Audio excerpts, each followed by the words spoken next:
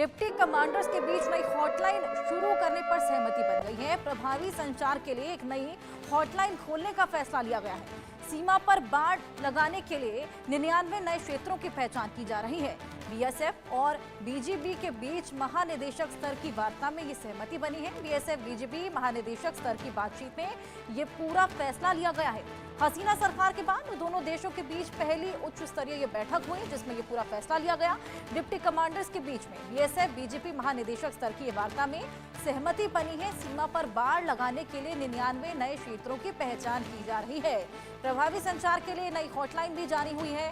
नई हॉटलाइन भारत बांग्लादेश के बीच में ये पूरी जारी हुई है, जिसको करने पर सहमति भी बनी है। अजय जांडियान हमारे सहयोगी हमारे साथ जुड़े हैं। अजय, क्या कुछ जानकारी इसको लेकर? देखिए, बिल्कुल लगातार आप देखें तो शेख हसीना की सरकार जाने के बाद, शेख हसीना की गवर्नमेंट टॉपल होने के बाद जो है, जब यूनिट सरकार वहां पे आई तो कई तरह के विवाद जो है वो देखे जा रहे थे। और खासतौर पे सबसे ज्यादा तनाव जो है वो बांग्लादेश बॉर्डर पर हुआ था, भारत बांग्लादेश बॉर्डर पर। और उसके पीछे की वजह ये कि कई लोग वहां से इस तरफ आने के प्रयास में थे। कई बार वहां पर जो बांग्लादेश बॉर्डर गार्ड है उसकी तरफ से जो है वो हालात खराब करने की कोशिश की गई। वहां पर जो है बीएसएफ के कामकाज को रोकने का प्रयास किया गया। तब उसके बाद से जो है ये चीजें हो रही थी कि ये बीबीजी और बीएसएफ के बीच में जो है वो बातचीत हो। और अब आखिरकार जो जानकारी है उसके मुताबिक अब एक हॉटलाइन जो एक संपर्क साधने के लिए जो है वो कमांडर लेवल के जो है लेवल की जो एक वार्ता हो सके उसको लेकर जो है हॉटलाइन स्थापित की जाएगी। और इसका मकसद जो है वो दोनों फोर्सेस के बीच में किसी भी चीजों को जो है वो बेहतर रखना और कोई भी डिस्प्यूट हो तो उसे खत्म करने को लेकर होगा। और लगभग 99 के करीब ऐसे क्षेत्र आइडेंटिफाई किए गए हैं जहां पर फेंसिंग लगनी है या बाकी चीजें होनी है। उन चीजों को जो है वो अब सुनिश्चित किया जाएगा। दरअसल पाकिस्तान लगातार आप देखें तो बांग्लादेश में कोशिश कर रहा था कि वो बांग्लादेश के को डिस्टर्ब करे। और बांग्लादेश में सरकार टॉपल करने के बाद ये साफ हुआ कि पाकिस्तान ही इसके पीछे था। अब पाकिस्तान की मंशा कहीं ना कहीं उस इलाके से भी भारत के क्षेत्र में डिस्टर्बेंस पैदा करने की हो सकती है।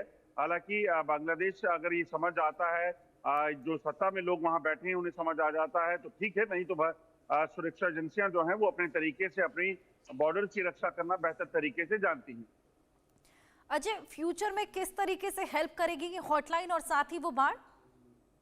देखिए, कभी भी अगर कोई विवाद होता है तो यकीनन बातचीत एक अहम मसला होता है। बातचीत का यानी कि एक टॉप लेवल की ऑफिसर्स की अगर बात होगी तो उसमें कई चीजें जो है सुलझाई जा सकती हैं। तो इसी चीज को लेकर कहीं ना कहीं ये हॉटलाइन स्थापित की गई है। तो माना किसी तरह का भी कोई जो विवाद होता है तो सीनियर ऑफिसर्स जो हैं वो इसमें बातचीत करके इस मसले को सुलझाने में जो है अहम भूमिका निभा सकते हैं। ऐसे में इसीलिए दोनों देशों के बीच ये जो फोर्सेस हैं, बॉर्डर फोर्सेस, उनके बीच में ये हॉटलाइन स्थापित करने का फैसला हुआ है। और बाढ़ लगभग जो लोकेशन है वो आइडेंटिफाई हो जाएंगी, कहाँ कहाँ क्या क्या चीजें चाहिए हैं।